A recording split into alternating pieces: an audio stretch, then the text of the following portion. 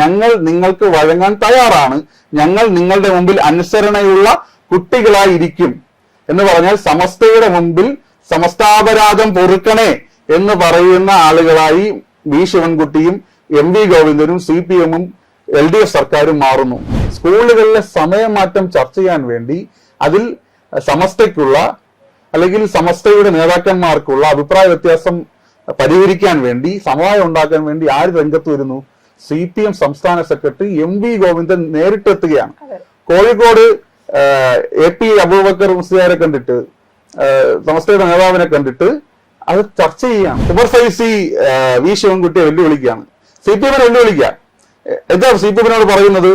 നിങ്ങൾ ഈ സമയക്രമം ഞങ്ങൾ പറയുന്നതനുസരിച്ച് പുനഃക്രമീകരിച്ചില്ലെങ്കിൽ തിക്തഫലം അനുഭവിക്കേണ്ടി വരും. എന്താ തിക്തഫലം?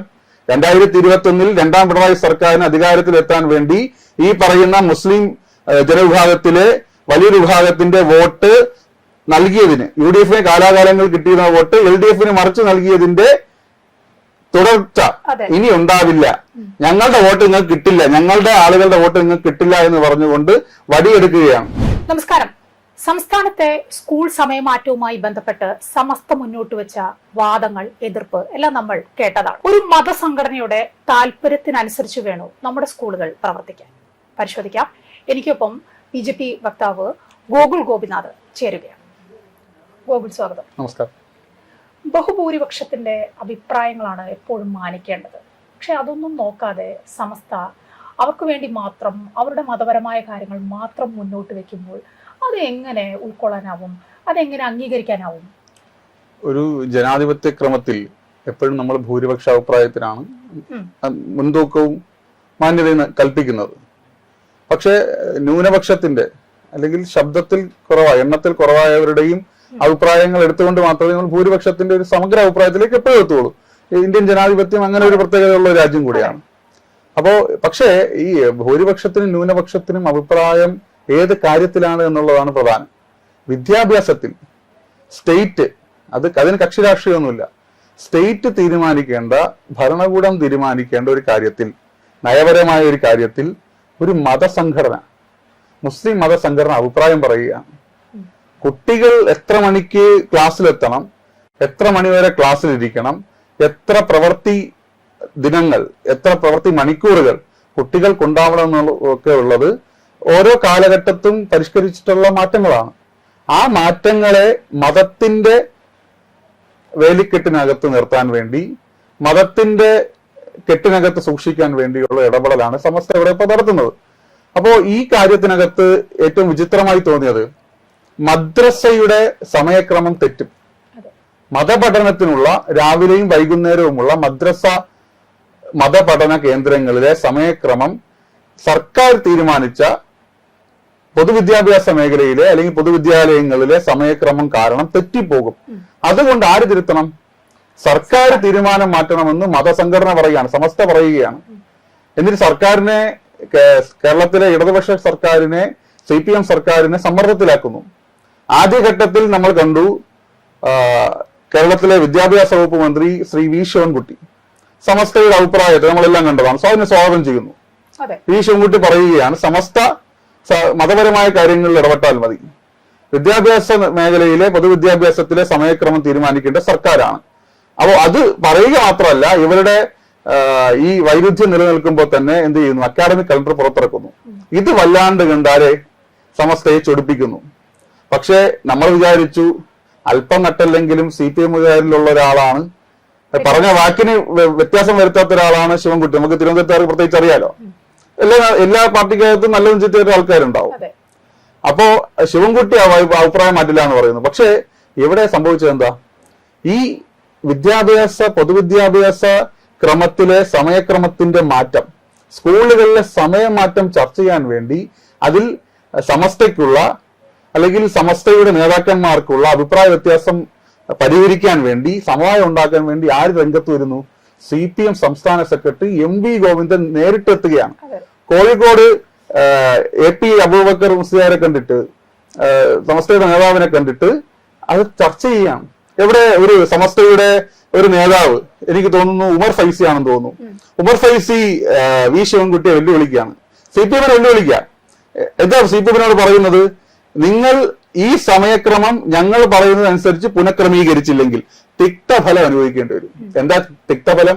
2021 രണ്ടാം പിണറായി സർക്കാരിന് അധികാരത്തിലെത്താൻ വേണ്ടി ഈ പറയുന്ന മുസ്ലിം ജനവിഭാഗത്തിലെ വലിയൊരു വിഭാഗത്തിന്റെ വോട്ട് നൽകിയതിന്, UDF-ന് കാലാകാലങ്ങൾ കിട്ടിയിരുന്ന വോട്ട് LDF-ന് മറിച്ച് നൽകിയതിന്റെ തുടർച്ച ഇനി ഉണ്ടാവില്ല.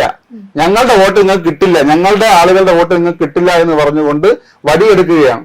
ആ ഭീഷണി കേട്ടതുകൊണ്ടാണ് ഗോവിന്ദൻ മാഷ്. അതെ, ഗോവിന്ദൻ മാഷ് രാഖി രാമായണം പോവാണല്ലോ. നിങ്ങൾ ആലോചിച്ച് നോക്കൂ, ഈ CPM സെക്രട്ടറി എന്ന് പറയുന്നത് കേരളത്തിന്റെ പൊതുസമൂഹത്തിൽ എന്തായാലും നമുക്കെന്തായാലും ഇപ്പൊ മാധ്യമങ്ങൾക്കും മറ്റു പാർട്ടിക്കാർക്കും ഒരു ബഹുമാനമുള്ള പോസ്റ്റാണ്. അദ്ദേഹം ഈ കുഞ്ഞുങ്ങളുടെ കാര്യത്തിനകത്ത് വരുന്ന ഈ വികൃതമായിട്ടുള്ള അഭിപ്രായങ്ങൾ സെറ്റിൽ ചെയ്യാൻ. ഈ സമസ്ത മുമ്പും പല അഭിപ്രായങ്ങളും അഭിപ്രായങ്ങളൊക്കെ പറയാറുണ്ട്. അവരുടെ അഭിപ്രായം പറയുമ്പോൾ എപ്പോഴും കാണാം ലീഗും അവരിലേക്ക് വരും. ആദ്യം മാറി നിന്നാലും ലീഗും പിന്നീട് അങ്ങോട്ട് വരും. ഇപ്പോൾ UDF-നും സംശയമുണ്ടെന്ന് തോന്നുന്നു, ലീഗും ഇതേ സ്റ്റാൻഡിലേക്ക് തന്നെ പോകുമോ എന്ന്. അതുകൊണ്ടായിരിക്കണം UDF-ന്റെ ഭാഗത്ത് നിന്ന് യാതൊരു പ്രതികരണവും കേട്ടതേയില്ല. ഇപ്പോ ഈ വിഷയവുമായി ബന്ധപ്പെട്ട് നമ്മൾ പരിശോധിക്കുമ്പോൾ ലീഗിന്റെ ജനറൽ സെക്രട്ടറി PMA സലാം സമസ്തയുടെ വാലും പിടിച്ചു വരികയാണ്. എന്നിട്ട് പറയുകയാണ്, മതസംഘടനകളുമായി ആലോചിച്ച് മാത്രമേ, മുസ്ലിം മതസംഘടനകളുമായി ആലോചിച്ചും അതിലൊരു ക്രമീകരണം വരുത്തിക്കൊണ്ട് മാത്രമേ ഈ പറയുന്ന അക്കാഡമിക് കലണ്ടർ സ്ഥാപിക്കാൻ കഴിയൂ, അല്ലെങ്കിൽ പ്രസിദ്ധീകരിക്കാൻ പറ്റൂ എന്ന് പറഞ്ഞുകൊണ്ട് ലീഗ് രംഗത്ത് വന്നു കഴിഞ്ഞു. അതോടൊപ്പം നമ്മൾ കാണേണ്ട വേറൊരു മൗനം. ഇവിടെ സമസ്ത അഭിപ്രായം പറയുന്നു, ആദ്യഘട്ടത്തിൽ CPM-ന് അതിന് എതിർത്ത അഭിപ്രായം പറയുന്നു. സമസ്ത വടിയെടുത്ത് ഇപ്പൊ അടിക്കുമെന്ന് പറഞ്ഞപ്പോ CPM-ന്റെ സംസ്ഥാന സെക്രട്ടറി നേരെ പൂച്ച വാല് മടക്കി പോകുന്നത് പോലെ പോയി തങ്ങളെ കാണുന്നു. പക്ഷെ ഈ ഘട്ടത്തിലൊന്നും കുറ്റകരമായ മൗനമാണ് UDF-ഉം കോൺഗ്രസും വെച്ചു പുലർത്തുന്നത്. ഇവിടെ നമ്മുടെ കുട്ടികൾക്ക് വിദ്യാഭ്യാസക്രമം നമ്മൾ കണ്ട കഴിഞ്ഞ കാലങ്ങളിൽ ഈ പറയുന്ന സമസ്ത അല്ലെങ്കിൽ സമസ്ത പോലുള്ള മതസംഘടനകൾ വിദ്യാഭ്യാസ മേഖലയിൽ സ്ഥാപനങ്ങൾ, കെട്ടിടങ്ങൾ കെട്ടി അവിടെ വിദ്യാർത്ഥികളെ പഠിപ്പിക്കുന്ന സംഘടനകൾ. ഈ സംഘടനകൾ കഴിഞ്ഞ കാലങ്ങളിൽ നമ്മുടെ സ്കൂളുകൾക്കകത്ത് വരുത്തിയ മാറ്റങ്ങൾക്കകത്ത്, പ്രത്യേകിച്ച് നമ്മുടെ general neutral dress code uniform കൊണ്ടുവന്നപ്പോ അതിനെ എതിർത്തവരാണ്. ഇപ്പൊ ഏറ്റവും ഒടുവിൽ സൂംബ നടത്താൻ വേണ്ടി കഴിയില്ല എന്ന് പറഞ്ഞ് അതിനെ എതിർത്തവരാണ്. കുഞ്ഞുങ്ങൾ ലെഗിങ്സ് ഇടാൻ പാടില്ല, പാന്റ് ഇടാൻ പാടില്ല, ആൺകുട്ടികൾക്കൊപ്പം പെൺകുട്ടികൾ ഇരിക്കാൻ വേണ്ടി പാടില്ല എന്ന് പറയുന്ന ആളുകളാണ്. അപ്പൊ അവരുടെ ഈ പറയുന്ന മനുഷ്യകുലവുമായിട്ടോ അല്ലെങ്കിൽ പുതിയ കാലഘട്ടത്തിന്റെ രീതികളുമായിട്ടോ ആധുനികതയുമായിട്ടോ മാറ്റവുമായിട്ടോ കുലബന്ധമില്ലാത്ത ഇത്തരം ഇടപെടലുകൾ നമ്മൾ കഴിഞ്ഞ കാലങ്ങളിൽ കണ്ടതാണ്.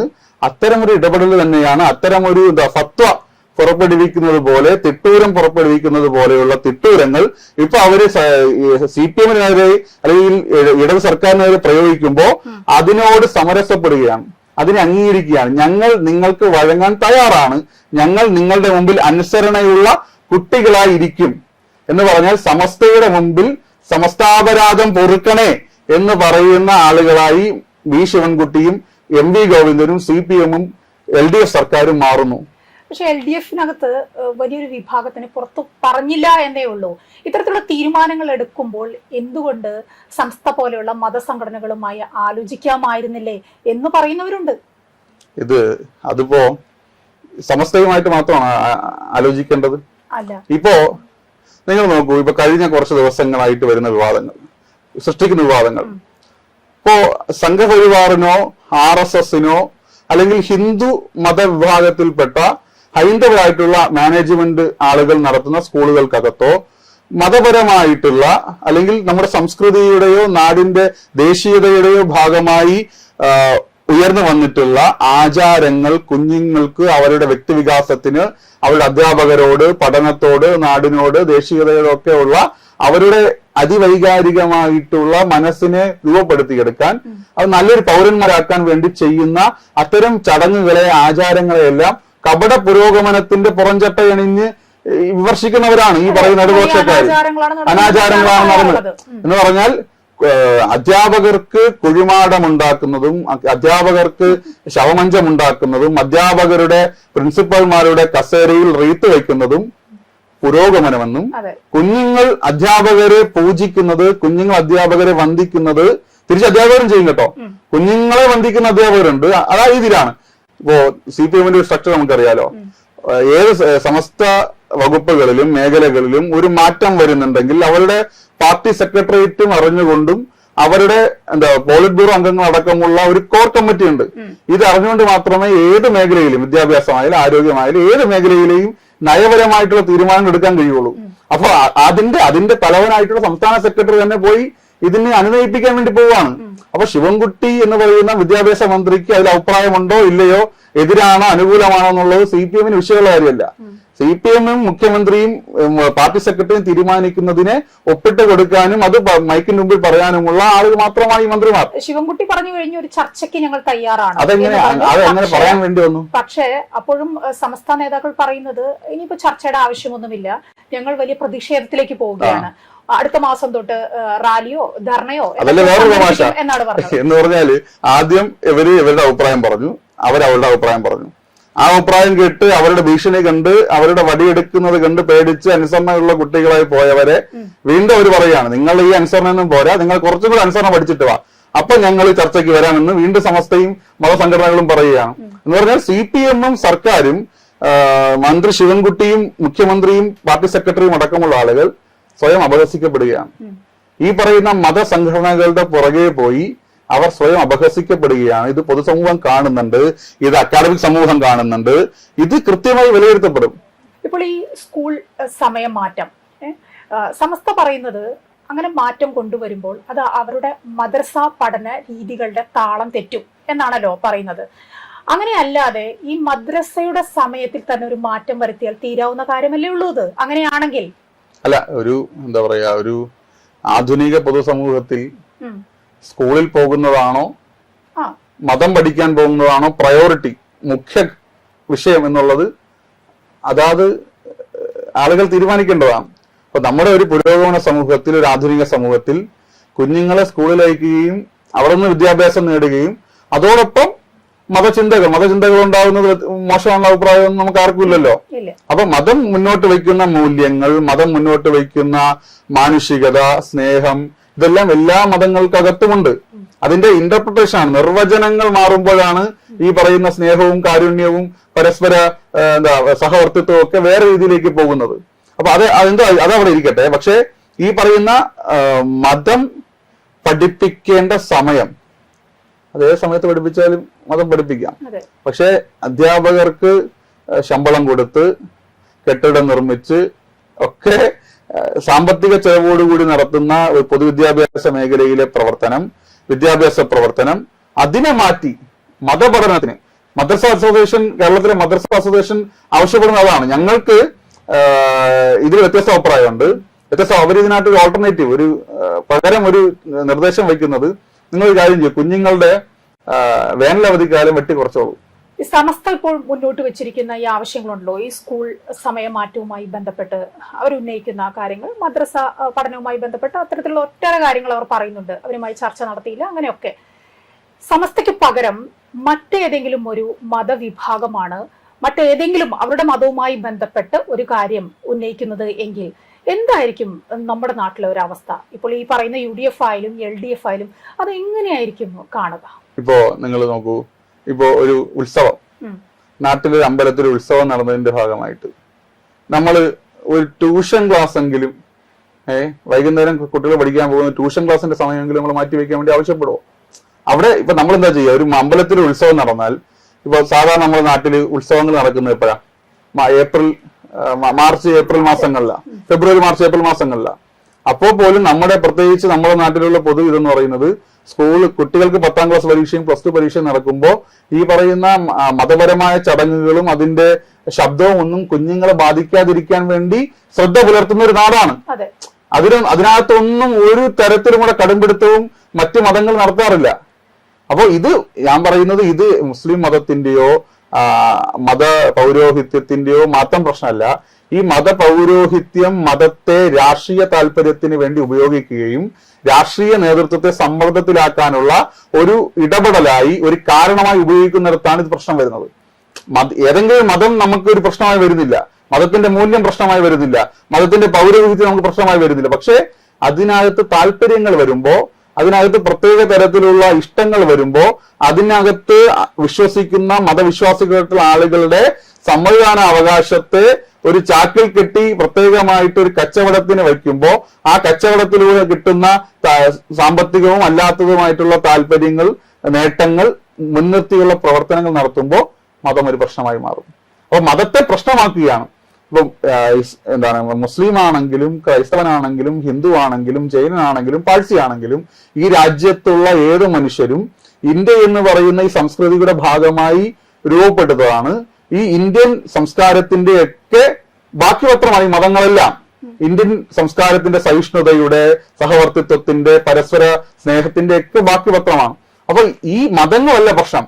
മതങ്ങൾ ഉപയോഗപ്പെടുത്തിക്കൊണ്ട് മതപൗരോഹിത്യവും മതരാഷ്ട്രീയ പാർട്ടികളും നടത്തുന്ന ഈ പറയുന്ന, പ്രത്യേകിച്ച് ഈ ന്യൂനപക്ഷ മതരാഷ്ട്രീയ പാർട്ടികൾ നടത്തുന്ന അവരുടെ വോട്ട് കച്ചവടമാണ് കുഞ്ഞുങ്ങളുടെ വിദ്യാഭ്യാസ ക്രമത്തെ പോലും നിർവചിക്കുകയും അതിനെ വിവാദമാക്കുകയും ചെയ്യുന്നത് എന്നുള്ളതാണ് നമുക്ക് പറയാനുള്ളത്. ഏതായാലും മദ്രസ പഠന സമയമാണോ അതോ സ്കൂളുകളുടെ പഠന സമയമാണോ മാറ്റേണ്ടത് എന്നത് തീരുമാനിക്കേണ്ട ഒരു വിഷയം തന്നെയാണ്. ഏതായാലും അതിൽ ഒരു മത സംഘടനയ്ക്കും ഇടപെടേണ്ട കാര്യമില്ല എന്ന കാര്യം ഉറപ്പുമാണ്. നമസ്കാരം.